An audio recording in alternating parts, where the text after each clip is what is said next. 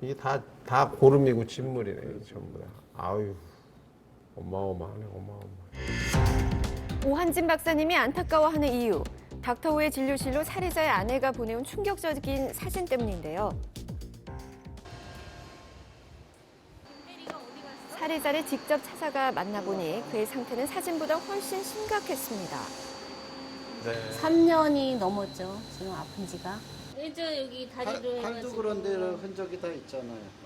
다리가 심해서 이렇게 뭐 옷에 닿으면 아프니까 머리 뒤에 뭐가 이 종기 같이 좀 났었는데 그러다가 이게 다른 쪽으로도 이게 목 뒤 이런 쪽까지 내려오고 상체로도 내려오고 온몸에 다 퍼진 것 같아요. 아직 상태예요. 얼굴도 남았잖아요. 많이 불편하시겠어요.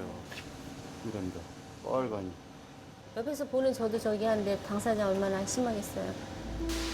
지난 3년간 아내의 지극정성 탓에 온몸에서 고름이 나오는 건 멈췄지만 여전히 원인이나 병명조차 알 수 없는 상태.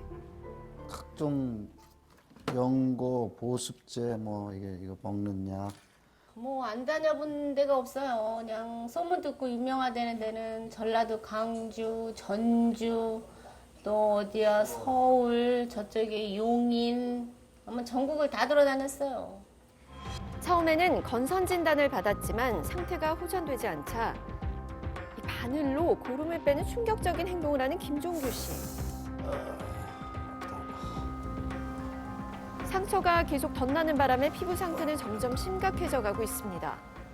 스치면 아프니까 옷 입을 때도 바지 조심스럽게 올리죠. 그래서 밴드를 다 여기저기 안 좋으면 다 붙여놓는 거지. 대중목욕탕 가기가 불편한 게 많죠. 사람들 눈도 있고 그러니까. 계속 악화만 되어가는 남편의 피부 때문에 전국 방방곳곳을 돌아다니며 좋다는 건 뭐든 다 구해와서 정성을 들이는 아내. 개똥쑥이 피부에 좋다래가지고 개똥쑥을 끓여서 물로 마시기도 하고요. 또 피부에 바르기도 해요. 건선 진단을 받은 남편의 치료를 위해 민간 요법까지 써보는데요. 그냥 피부에 좋다 하면 그냥 무조건 해서 먹는 쪽이죠. 개똥쑥뿐만이 아닙니다. 반찬거리 대신 냉장고를 가득 채우고 있는 건 남편 피부를 위한 각종 건강식품들. 쓸 수 있는 방법은 다 쓰시고 네. 계시네요. 이 식생활 개선만으로는 별 차도가 없어 아내는 속상하기만 한데요. 치료를 합시다. 하지만 힘들어하는 남편을 보면 멈출 수가 없습니다. 오늘도 밤새 끓인 약물로 정성스레 찜질을 하는 아내. 언제쯤 남편의 고통이 끝날 수 있을까요? 빨리 나으라고 하는 그 마음 한 가지죠. 다른 거 없어요, 그냥. 제발. 부부가 닥터우의 진료실을 찾았습니다. 엄청나네요, 엄청나. 예. 잠도 못 잤어요. 가려워서. 아유, 큰 고생하셨습니다. 지루성 피부염이 일단 있는 거예요. 그래서 어떤 세균이 이제 감염이 되느냐에 따라 다른데 한번 염증이 생겨서 고름이 잡히면 그다음에 여러 가지 세균이 한꺼번에 확 붙어요. 그런 거 같아요. 그러면서 그게 이제 잘못하면 온몸으로 다 번져버릴 수밖에 없는 거지. 그때 치료가 잘 안 된 거예요. 네네. 조직 검사도 조금 필요하고 그다음에 이제 피부과 선생님하고 상의해가지고 어떤 약을 써야 될지 이것도 이제 봐야 되는 거죠. 정확한 원인이나 병명조차 모른 채 지난 3년간 피부 가려움증과 염증에 시달려온 김종규 씨. 끔찍한 고통에 시달리고 있는 그를 위해 혈액 검사부터 조직 검사까지 닥터우에서 다양한 피부 검진을 실시했습니다. 간절해요. 빨리 낫는 거. 그로부터 일주일 후 드디어 검사 결과가 나왔는데요. 보통 염증이 있더라도 위에 있는 표피하고 진피 그 정도까지만 염증이 나오는데 환자분은 피와 지방까지도 염증이 나와요. 그래서 되게 깊게 나와요. 긁어 생긴 상처를 통해 세균이 침투해 염증이 생겼다는 건데요. 또 한 가지 이유.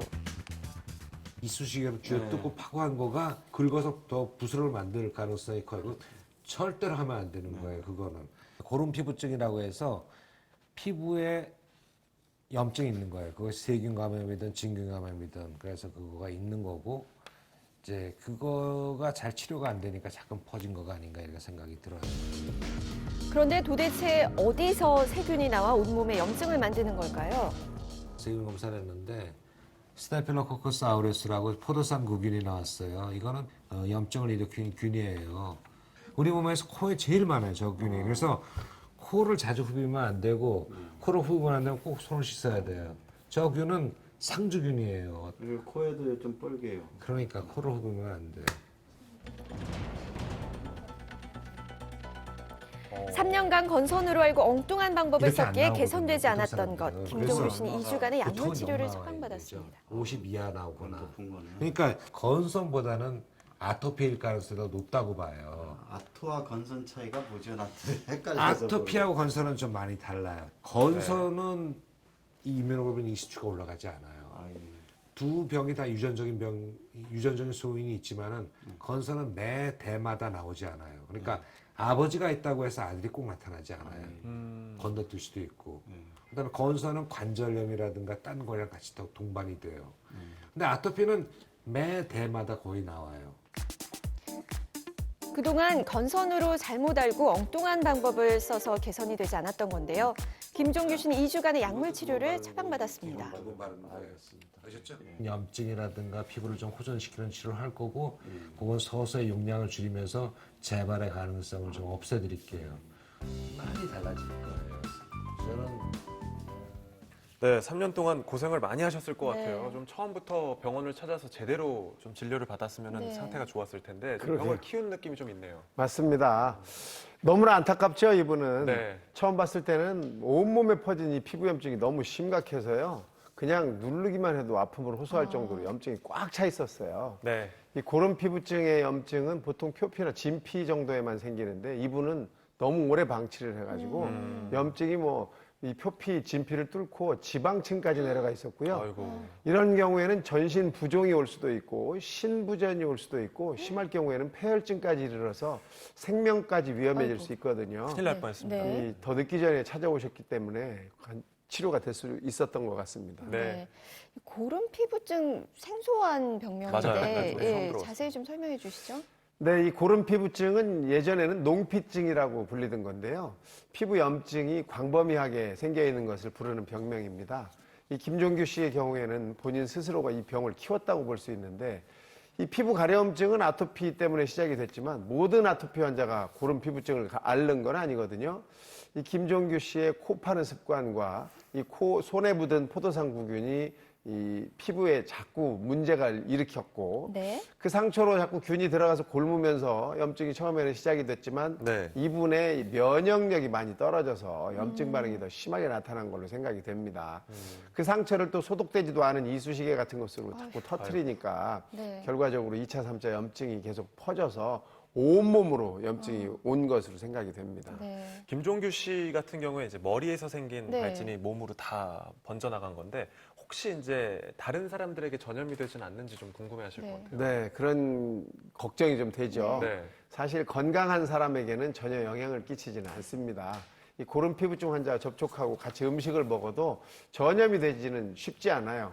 왜냐하면 이 균은 우리 주변에 그리고 우리 피부에 항상 존재하고 있기 때문인데 바로 면역력이 떨어져 있는 경우에는 이 염증이 다른 사람한테도 전염이 될 가능성이 있습니다. 그러니까 면역력이 떨어져 있거나 또는 뭐 암을 앓고 있는 분이라거나 만성 질환을 앓고 있는 이런 분들은 이 전염 가능성이 있지만 나머지 건강한 사람들한테는 전염 가능성이 거의 없죠. 희박하다고 생각하시면 옳겠습니다. 그러니까 뭐 아플 때는 병원을 좀 빨리 가는 게 가장 중요할 것 같고요. 닥터우의 진료실에서 오늘 피부 질환에 대해서 알아봤습니다. 다음 주에는 당뇨 때문에 고민이신 분들의 사연을 받겠습니다. 샵 0600으로 보내주시면 되겠습니다.